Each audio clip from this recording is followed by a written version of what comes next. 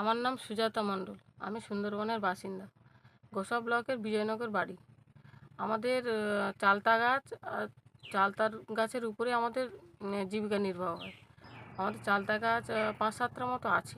আগে ছিল অনেকগুলো, এখন আয়লার নোনা জলের কারণে আমাদের চালতা গাছগুলো মারা গেছে। যেগুলো বেঁচে আছে তার উপর দিয়ে ফলন ভালোই হয় এখন। আর চালতা গাছগুলো নিয়ে এসেছিলাম, মানে দুটো চালতা গাছ আমাদের এখানে সরকার থেকে দিয়েছিল। দিতে আমরা লাগিয়েছিলাম। আগে আমরা চাষ করতাম, এই টুকটাক মুরগি, তারপর ছাগল, ভেড়া, গরু, এগুলো ছিল, কিছু ইনকাম হতো। কিন্তু তাতে সংসার চলছে না দেখে ওই দুটো চালতা গাছ লাগিয়েছিলাম, তাতে ফলন এত হচ্ছে। তারপরে আমি আবার চালতা গাছ কিনে নিয়ে এলাম। ওই ফলনের উপরেই আমাদের সংসার চলে যাচ্ছে, জীবিকা ভালোই ইনকাম ওখানে। মিনিমাম ব্যাচ এক ব্যাচ ওঠে 5,000 7,000 টাকা, এরকম করে ব্যাচ ওঠে।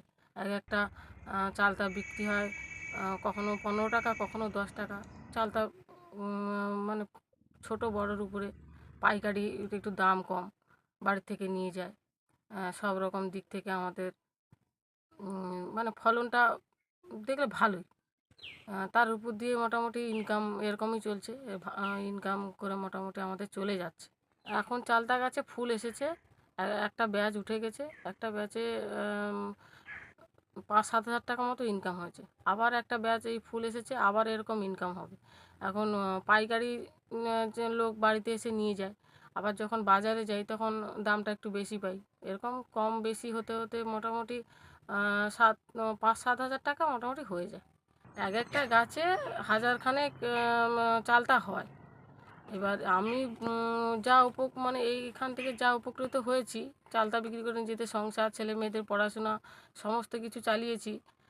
আমি বলবো যে আপনাদের যদি সেরকম ব্যবসার দিক থেকে কোনো ভেবে পাচ্ছেন না, আপনারা এরকম চালতা গাছ লাগিয়ে জীবিকা নির্বাহ করতে পারেন।